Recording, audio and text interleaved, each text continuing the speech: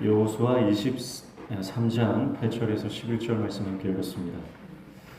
여호수아 23장은 여호수아의 마지막 마지막 유언입니다. 이제 그 젊고 용맹했던 여호수아도 인생의 막바지에 이르렀고, 여호수아의 표현대로 이것은 모든 인생이 가야 하는 길입니다. 온 세상이 가는 그 길로 여호수아도 이제 가고 있습니다. 그러면서 이제 마지막 백성들에게 자신의 유언을 남기고 있는 것이죠. 어떤 말씀을 마지막에 남기는지 오늘 말씀을 통해 살펴보면서 하나님의 뜻을 발견하시기를 축복합니다. 먼저 8절 보시죠. 오직 너희의 하나님 여호와께 가까이 하기를 오늘까지 행한 것 같이 하라. 아멘. 여호와께 가까이 하라, 그렇게 말씀하고 있습니다. 가까이 한다라고 하는 히브리어 원어는 다바크라는 단어를 쓰는데요. 이 다바크라고 하는 단어는 단순히 가까이 하라고 했을 때 거리가 가까운 뜻이 아니고 완전히 딱 달라붙어 있는 거예요. 완전히 붙어 있는 상태를 다바크라고 합니다. 그러니까 하나님께 가까이 하라는 말은 원어적으로 해석하면 하나님께 딱 달라붙어 있어라, 하나님과 떨어지지 말라, 그런 말씀입니다. 어디서 많이 듣던 말씀이죠? 신명기 4장 4절에 나왔던 말씀과 동일한 말씀입니다. 신명기 4장 4절의 말씀에 보면 이렇게 말씀하죠. 오직 너희의 하나님 여호와께 붙어 떠나지 않는 너희는 오늘까지 다 생존하였느니라. 여기에서 붙어 떠나지 않았다, 붙어 있다는 것이 다바크입니다. 자, 신명기 4장 4절의 말씀, 신명기는 모세가 죽기 전 한 달 동안 했던 말씀이 신명기이거든요. 그러니까 여호와께 붙어 떠나지 말라고 하는 말씀은 모세의 유언과 같은 말씀이죠. 자, 그러면 모세가 120세에 죽었고요. 그러니까 120세 되던 해에 백성들, 출애굽 2세대들에게 했던 말씀이고, 그 말씀을 모세가 죽고 나서 여호수아가 그 지도자의 바톤을 이어서 이스라엘 백성들을 몇 년간 이끌었어요? 30년간 이끌었습니다. 그래서 모세가 120세 죽었을 때 여호수아가 80세였고요. 그리고 30년간 이스라엘 백성들을 이끌면서 110세에 운명하게 됩니다. 자, 그러니까 이 말씀을 30년 전에 들었던 거예요. 누구로부터요? 모세로부터요. 자, 그런데 30년 동안 이 말씀을 여호수아는 붙들고 살았다는 의미가 되는 것입니다. 사랑하는 성도 여러분, 여호수아는요, 모세가 했던 유언과 같은 그 말씀을 잊지 않고 마음에 새기고 늘 그 말씀을 묵상하면서 그 말씀대로 30년을 살았다. 그 30년이라고 하는 인생은 자신의 인생이 끝나기까지, 그러니까 평생 그 말씀을 붙들고 살았다라고 하는 의미가 되는 것입니다. 신명기 4장 4절에 여호와께 붙어 떠나지 않는 자들은 생존했다, 그렇게 말씀하잖아요. 그러니까 가나안 땅에 들어가고 못 가고 광야에서 엎드러진 자와 약속의 땅에 들어간 자의 기준이 뭐라는 겁니까? 하나님께 붙어 있는 자입니다. 하나님께 붙어 있는 것이 약속의 땅을 들어가느냐 들어가지 못하느냐의 기준이 되었다라고 하는 것이죠. 당시에 모세가 이 설교를 할 때 배경은 뭐냐면 이스라엘 백성들이 모압 여인과 음행을 하고 그 모압 여인들의 신을 음란하게 섬겼습니다. 그래서 하나님께서 하나님께 떨어져서 분리되어서 이방 신을 섬기고 세상 여인들과 음행을 했던 자들을 하나님께서는 진노하여 심판하셨거든요.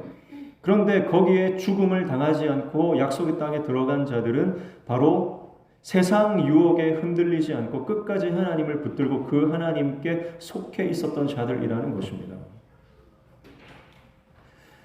사랑하는 성도 여러분, 모세가 120세에 했던 이 설교를 여호수아가 30년이 지난 이 시점에서 동일하게 선포하는 것을 여러분 우리는 기억해야 합니다.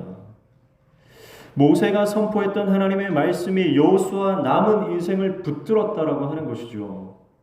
그는 그 받은 말씀을 흘려보내지 않고 한 귀로 듣고 한 귀로 흘리지 않았습니다. 30년을 하루같이 그 말씀을 붙들고 간직하고 묵상하며 자신의 말씀으로 내면화했던 것입니다.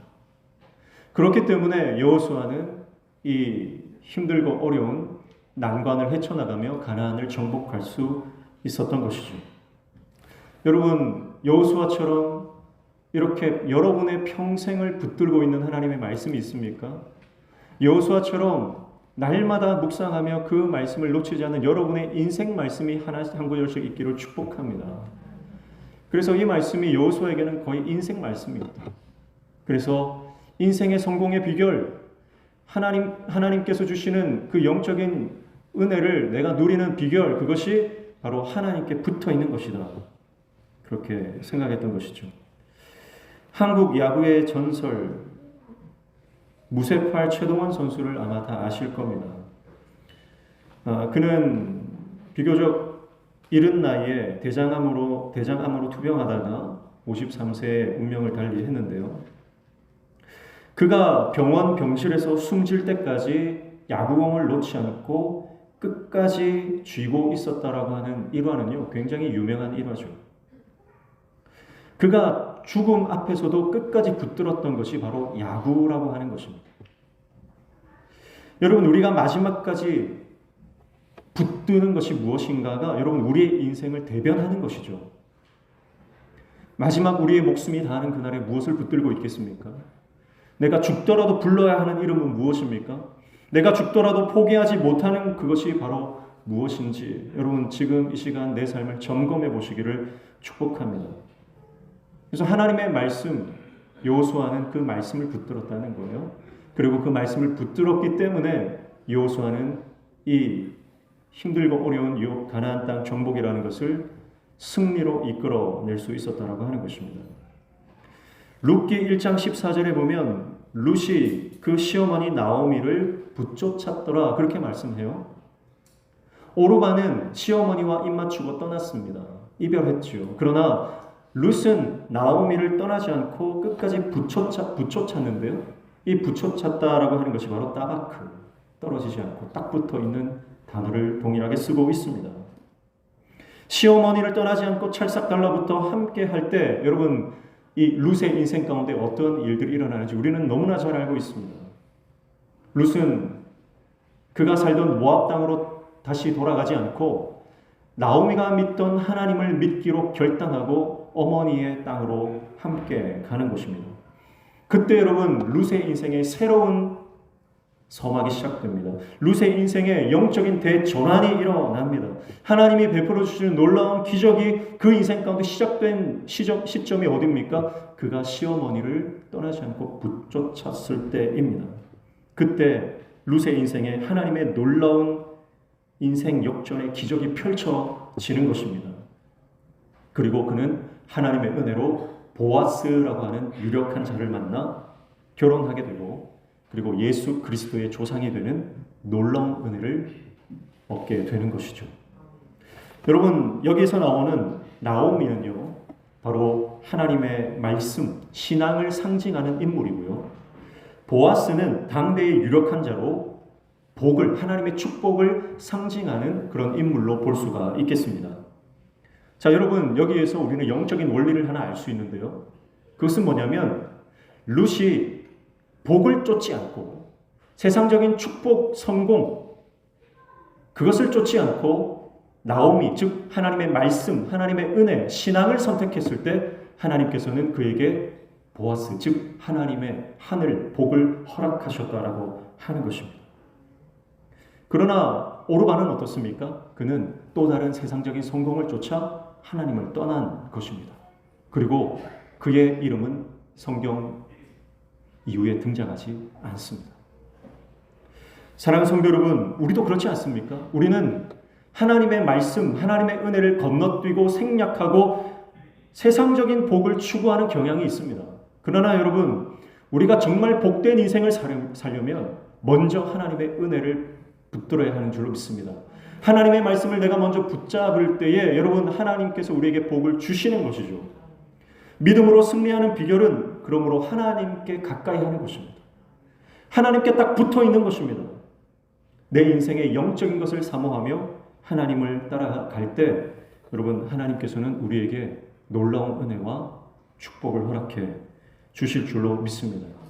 자, 그러면서 하나님께 딱 붙어 있으면 하나님께 가까이 하면 어떤 결과가 나타나는지 오늘 여호수아는 또 말씀하고 있습니다. 10절을 보시죠. 함께 읽습니다. 시작. 너희 중 한 사람이 1000명을 쫓으리니 이는 너희의 하나님 여호와 그가 너희에게 말씀하신 것 같이 너희를 위하여 싸우심이라. 아멘. 여러분 우리가 하나님께 붙어 있으면 어떤 영적 결과가 일어나냐면 바로 한 사람이 1000명을 이기는 역사가 일어난다는 것입니다. 여러분 오늘 우리가 하나님께 붙어 있으므로 한 사람이 저와 여러분이 1000명을 감당하는 하나님의 종 되시기를 축복합니다. 왜 그럴 수 있어요? 내가 싸우는 게 아니기 때문에 그래요. 하나님이 우리를 위하여 싸우시기 때문이라고 여호수아는 강력하게 말씀합니다. 여호수아 세대는 출애굽 2세대는요 믿음의 세대고 그리고 가나안 정복 세대입니다. 여러분 그들은 30년간 이 정복과 분배를 계속해서 그들의 삶 가운데 했죠. 특별히 치열한 7년간의 가나안 정복 전쟁을 통해서 그들은 전쟁이 몸에 배어있는 사람들입니다. 그러니까 그들은요 출애굽 2세대는 전쟁을 통해서 강력한 군사가 되어 왔습니다. 그런데 여호수아는요 뭐라고 고백하냐면 우리가 싸운 건 아니다 이렇게 고백해요. 그렇게 전쟁터에서 잔뼈가 굵은 여호수아가 내가 싸운 게 아니라 나는 하나님께 붙어 있었을 뿐이고 하나님이 우리를 위해 싸우셨다. 여러분 이것이 위대한 고백 아닙니까? 얼마나 여호수아가 하나님의 은혜를 구하고 겸손한 사람이 되었는지를 알 수 있는 대목이에요. 사랑하는 성도 여러분, 우리 인생은 내가 싸우는 싸움이 아닙니다. 내가 하나님 말씀 붙들면 말씀이 우리 삶을 앞서가시며 우리의 길을 예배하시고 길이 없으면 길을 만드시는 역사를 허락해 주시는 줄로 믿습니다. 그래서 내 모습, 내 형편, 내 처지를 바라보지 말고 말씀을 바라보며 말씀이 제시하시는 그 비전을 바라볼 수 있는 믿음의 종 되시기를 축복합니다. 여러분 실제로 사사기 15장에 보면 삼손이 나귀 턱뼈 하나로 1000명의 블레셋 군인과 싸워 승리하는 모습을 볼 수가 있습니다. 여러분 한 사람이 1000명을 감당하는 것 불가능한 것 아니에요. 하나님께 붙어 있으면 반드시 역사가 일어난다는 것이죠.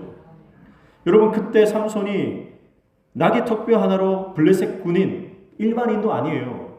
군인들이에요. 그 군인들을 1000명을 감당했어요. 왜 이런 게 가능했죠? 그가 하나님께 붙어 있었기 때문입니다. 자, 그러면 우리는 이 삼손의 이야기를 통해서 그러면 하나님께 딱 붙어 있는 게 뭔가 그것을 엿볼 수 있습니다. 여러분 하나님께서 삼손은 수태고지를 통해서 태어나게 하신 태생이 나실인으로 태어났습니다. 그런데 이 나실인에게는요 허락되지 않는 것, 반드시 지켜야 하는 것이 3가지가 있었죠. 우린 그것을 잘 압니다. 첫 번째가 뭐죠? 머리에 삭도를 대지 마라. 머리칼을 자르지 말라는 거예요. 두 번째 뭡니까? 술을 마시지 마라. 포도주나 독주를 마시지 마라. 세 번째가 뭐죠? 시체를 가까이 하지 말라. 그 말씀입니다. 자, 이것은 어떤 의미냐면 머리에 삭도를 대지 말라고 하는 것은 머리라고 하는 것은 권위를 상징하는 거예요.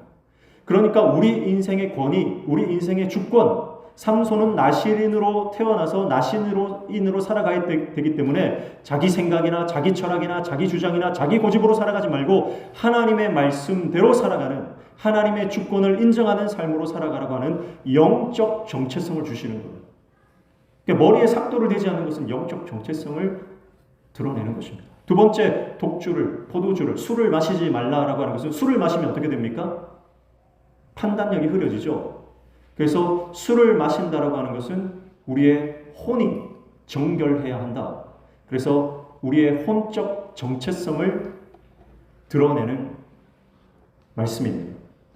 그리고 세 번째는 시체를 가까이 하지 말라는 것이죠. 이것은 시체, 죽은 사체와 접촉해서는 안 된다는 것입니다. 죽은 사체와 접촉하는 순간 뭐가 되죠? 내 몸이 부정해집니다. 이것은 육적 거룩함을 지키려고 하는 육적인 정체성을 드러내는 것이죠.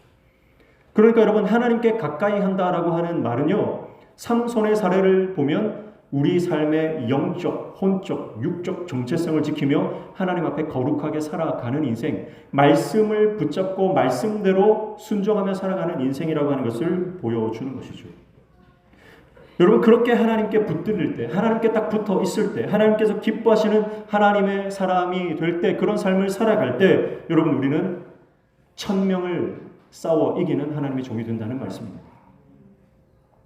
여러분 이것을 우리 삶에 적용해 볼 때 여러분 이것을 저는 이렇게 적용해 볼 수 있다고 생각합니다. 여러분 한 사람이 하나님께 완전히 붙들리면 여러분 한 사람이, 저와 여러분이 1000명을 먹여 살리는 인생이 되는 줄로 믿습니다. 여러분 그 말씀이에요. 실제로 여러분 모세를 보십시오. 모세는요 하나님께 딱 붙어 있었던 사람이에요. 이스라엘 백성들은요 하나님의 말씀이 들려올 때 두려워서 그 말씀에 가까이 가지를 못했습니다. 그러나 모세만큼은 그 말씀 앞으로 나아가죠. 죽음을 무릅쓰고 나아가는 것입니다. 어떻게든 내가 하나님의 말씀을 듣고 이 말씀을 백성들에게 증거하여 하나님 백성답게 살아가려고 하는 사명이 있었습니다. 그래서 모세는요 하나님께 언제나 붙어 있었어요. 그래서 모세를 통해서 한 민족 200만이 넘는 이스라엘 백성들이 먹고 사는 것 아닙니까? 그들이 하나님의 백성답게 살아가게 됐던 건 아닙니까? 여호수아도 마찬가지죠. 여호수아 한 사람 때문에 이스라엘 모든 백성들이 전쟁에서 승리하고 모든 약속의 땅을 기업으로 분배받은 거예요. 여호수아가 있었기 때문에 가능한 사건 아닙니까? 그러니까 모세가 있었기 때문에, 여호수아가 있었기 때문에 수백만 명이 먹고 살고 하나님의 백성답게 살아왔다는 것을 여러분 기억해야 합니다. 여러분 그렇다면 지금도 하나님은 이 시대의 모세를 찾고 계시고 이 시대의 여호수아를 찾고 계시다는 거예요. 여러분 하나님께서 찾으시는 모세가 저와 여러분 되기를 축복합니다. 하나님께서 찾으시는 여호수아가 저와 여러분 되기를 축복합니다. 하나님께서 한국교회 수많은 교회가 있습니다. 6만여 교회 가운데 하나님께서 정말 이 시대의 초대교회처럼 쓰시고자 하는 교회를 찾고 계시다는 거예요. 여러분 그 교회가 우리 교회가 되기를 축복합니다. 그래서 저와 여러분이 하나님께 딱 붙어 있으면 1000명을 먹여 살리고 1000명을 하나님께로 돌아오게 하고 1000명의 영혼을 살리는 하나님의 백성 되는 줄로 믿습니다. 여러분 하나님께서 주시는 놀라운 비전을 바라보십시오. 세상 사람들은 재물이 많아 살림이 넉넉한 사람을 부자라고 합니다. 저는 우리 성도들이 다 그런 부자가 되기를 축복합니다. 그러나 그런 세상적인 부자에 머무르지 않고요, 믿음의 거부가 되시기를 축복합니다. 그래서 우리가 가진 믿음을 여러분 주위에 있는 사람들의 영혼육을 살려내는데 사용하는, 그렇게 쓰임받는 하나님의 강력한 도구로 저와 여러분이 붙들려 쓰임받으시기를 축복합니다. 그것이 하나님의 뜻 아닙니까? 오늘 말씀을 통해 하나님께 붙어있는 하나님의 종이 되라고 하나님께서 우리에게 말씀하신 이유가 저와 여러분을 통해서 그 죽어가는 영혼들을 살려내고 한국교회를 살려내는 도구로 우리를 쓰시고자 함인 줄로 저는 믿습니다. 그러면서 11절 말씀에 이렇게 말씀하죠. 함께 읽습니다. 시작. 그러므로 스스로 조심하여 너희의 하나님 여호와를 사랑하라. 이렇게 말씀합니다. 스스로 조심하여 사랑하라. 이 말씀을 이렇게 문자적으로 읽으면 하나님을 사랑하는 것은 참 조심스럽고 좀 이렇게 적극적으로 하기보다는 좀 소심하게 해야 될 것 같고 좀 그런 이미지, 뉘앙스가 있습니다. 그런데 원어적으로는 전혀 다른 뜻이에요. 소극적인 사랑이 아닙니다. 원어적으로 이것을 해석하면 스스로 조심한다는 뜻은 마음을 다하여 관심을 쏟는 거예요. 그러니까 오늘 한글 성경과는 다르게 원어적으로 보면 이것은 하나님을 사랑할 때 어떻게 사랑하는 거예요? 소극적이 아니라 적극적으로 마음을 다해 관심을 쏟아 부어서 하나님의 사랑을 독차지할 만큼 그렇게 적극적으로 하나님을 사랑하라고 하는 말씀입니다. 이 말씀이 굉장히 중요한 말씀인데요. 왜냐하면 14절을 보십시오. 14절에 이렇게 말씀합니다. 보라 나는 오늘 온 세상이 가는 길로 가려니와 너희의 하나님 여호와께서 너희에게 대하여 말씀하신 모든 선한 말씀이 하나도 틀리지 아니하고 다 너희에게 응하여 그 중에 하나도 어김이 없음을 너희 모든 사람은 마음과 뜻으로 아는 바라. 여호수아가 이렇게 말씀합니다. 무슨 말씀이냐면 하나님은 지금까지 단 한 번도 실언하신 적이 없다 이 말이에요. 그리고 하나님은 단 한 번도 실수도 한 적이 없으시다 그 말씀이에요. 여러분 사람은 실언하죠. 말 실수를 많이 합니다. 무엇보다 말에서 자기 올무에 매이는 경우가 많죠. 그러나 하나님은요 단 한 차례도 말을 실수하신 분이 하신 적이 없어요. 실언하지 않으신 분. 그리고 단 한 번도 하나님이 행하시는 일 가운데 실수가 없으신 분입니다. 여러분, 그러면 왜 우리를 향한 그분의 말씀과 역사에 실수가 없을까요? 물론 하나님은 완전하신 분이죠. 그렇기 때문에 하나님은 실수가 없고 실언하지 않으신다, 그렇게 생각할 수 있습니다. 그러나 좀 더 정확하게 왜 실수하지 않는가, 왜 우리를 향한 실언을 하지 않으신가 하는 것은 바로 우리를 향한 하나님의 사랑이 완전하시기 때문입니다. 하나님이 그냥 완전하신 분이 아니라 우리를 사랑하시기에 우리를 향한 그 사랑이 완전하신 분이에요. 자, 그것은 그러니까 11절 말씀이 사실은 누구의 말씀이냐면 하나님의 말씀이에요. 하나님은 우리를 사랑하시되 어떻게 사랑하신다는 거예요? 마음을 다하여 관심을 쏟아 부어서 우리를 사랑하신다는 거예요. 우리를 대충 사랑하시고 적당히 사랑하시고 그저 그럭저럭 사랑하신다면요, 때로는 실언할 수도 있고 실수할 수도 있어요. 내가 그때 그랬나? 이건 좀 내가 미안하네. 그럴 수 있습니다. 그런데 하나님이 왜 그런 우리를 향한 실수와 실언이 없냐면 하나님의 마음이 온통 우리를 향해 있기 때문입니다. 하나님의 사랑이 온통 우리를 향해 있기 때문입니다. 하나님의 관심이 저와 여러분을 향해 온전히 향하고 있기 때문입니다. 그래서 하나님은요, 철저히 계획하시고 철저히 준비하시고 우리를 사랑하시고 우리를 인도하시는 거예요. 사랑하는 성도 여러분, 우리를 사랑하시되 적당히 사랑한 적이 한 번도 없으시고 대충 사랑한 적이 한 번도 없으시고 마치 처음 만난 그 사랑의 열정으로 끝까지 우리를 사랑하시는, 마치 자녀에게 모든 것을 주시는 아버지의 마음으로 그렇게 우리를 사랑하시며 단 한순간 어떤 상황에서도 우리를 포기하지 않으셨던 하나님의 사랑, 그 사랑이 우리를 향해 있었기 때문에 하나님은 단 한 번도 실언하지 않으시고 실수하지 않으셨다라고 하는 것입니다. 여러분, 여호수아는요, 광야 40년 그리고 가나안 정복 30년 도합 70년 인생 매일 매순간 이 사랑을 경험했기 때문에 하나님은 실수하지 않으셨던 분이고 내가 하나님께 붙어 있어야 하는 이유고, 이제 자기는 죽어 모든 인생이 가는 길로 가지만 이제 남아 가나안 땅에서 하나님의 백성으로 살아야 하는 자신의 후진들에게 자신이 붙들었던 그 말씀을 선포하고 있는 것입니다. 6절의 말씀처럼 크게 힘써 좌로나 우로나 치우치지 말라. 여러분, 이 말씀도 신명기 5장 32절 모세가 했던 말씀이에요. 크게 힘써 좌로나 우로나 치우치지 말라. 여러분, 그래서 여호수아는 마음을 다해 힘을 다해 하나님께 붙어 그분만을 예배하고 그분만을 찬양하고 그분만을 왕으로 모시고 살아가기를 그 인생의 마지막에 선포하고 있는 것입니다. 사랑하는 성도 여러분, 오늘 그 하나님의 사랑이 깨달아지기를 축복합니다. 그 하나님의 사랑을 깨닫는 사람의 삶은요, 완전히 태도가 바뀌고 방식이 바뀌는 겁니다. 그렇게 하나님의 사랑을 깨달은 사람은요, 예배가 바뀝니다. 예배에 대한 태도가 바뀌고 예배에 대한 자세가 바뀌고 예배에 대한 방식이 바뀔 수밖에 없는 것입니다. 사랑하는 성도 여러분, 오늘 여호수아가 하나님의 사랑을 그 인생 평생 동안 간직하며 깨달으며 그 말씀 붙들고 살아갔던 것처럼 오늘도 그렇게 하나님 말씀 붙들려 살아가는 저와 여러분 되시기를 축복합니다. 요즘 한창 진행 중인 싱어게인 3라고 하는 프로그램이 있습니다. 이 프로그램은 무명 가수들에게 다시 무대에 설 수 있는 기회를 주는 프로그램이죠. 거기 나온 가수들은 정말 오랜 기간 동안 무명으로 지낸 분들도 많고요. 열심히 활동을 했는데도 알려지지 않은 가수들이 많이 있습니다. 그런데 그들에게 다시 기회를 주는 거죠. 대중 앞에서 자신의 노래를 부를 수 있는 기회를 주는 프로그램이에요. 그래서 그런지 거기 나온 가수들은요, 지금 이 무대, 이 스테이지가 자신의 무대의 마지막 무대라고 인식하며 노래를 부릅니다.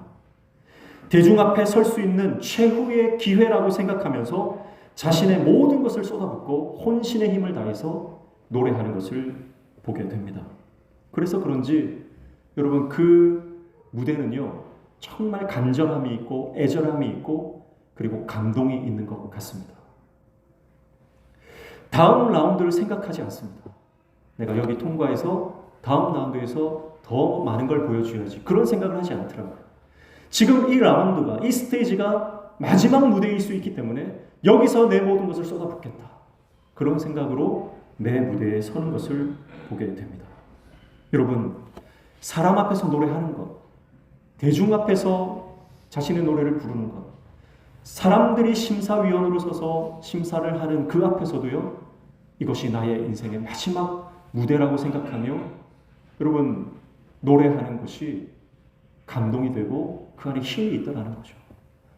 여러분, 사람 앞에서조차 그렇다면 하물며 살아계신 하나님 앞에서 예배하고 기도하며 인생을 살아가는 우리의 삶은 어떠해야 하겠습니까? 오늘 우리의 예배가 또 우리의 하루의 삶이 하나님 앞에서 정말 인생의 마지막 라운드, 마지막 스테이지인 것처럼 생각하고 매 순간 그렇게 말하고 매 순간 그렇게 살아가고 매 순간 하나님을 예배하는 하나님의 종 되시기를 축복합니다. 한 야구인이 자신의 인생 가운데 가장 소중했던 야구라고 하는 그 가치를 놓지 않고 죽음 앞에서도 그것을 붙들었던 것처럼 여러분, 오늘 저와 여러분이 가장 가치 있는 하나님의 말씀을 우리 인생 가운데 붙잡고 그 말씀을 마음에 품고 끝까지 우리 인생 마지막 그 순간까지 여호수아처럼 하나님께 딱 붙어 떨어지지 말라고 하는 그 선포를 믿음의 동료들에게 또 내 자녀들에게 다음 세대에게 그렇게 선포할 수 있는 하나님의 종이 되시기를 축복합니다. 그렇게 살아가는 사람을 통해서 하나님은 가정을 살리고 교회를 살리고 한 사람을 통해 1000명이 먹고 살고 영원히 구원받고 하나님께로 돌아오는 놀라운 역사를 우리를 통해 행하실 줄로 믿습니다. 기도하겠습니다. 하나님 아버지, 우리 인생 하나님께 붙어 있으면 반드시 승리하는 줄로 믿습니다. 우리를 사랑하시되 온 마음으로 온 관심을 우리에게 쏟아 사랑하시는 그 하나님의 사랑 때문에 실수하지 않으시고 실언하지 않으시는 그 하나님의 역사가 우리 삶 가운데 성취되어질 줄로 믿습니다. 오늘 그 하나님의 사랑을 깨닫고 그 은혜를 깨달아 오늘 하루가 내 인생의 마지막 날인 것처럼 그렇게 하나님을 예배하며 하나님을 붙쫓아 따라 살아가는 복된 인생 되게 도와 주시옵소서. 예수님의 이름으로 기도하옵나이다.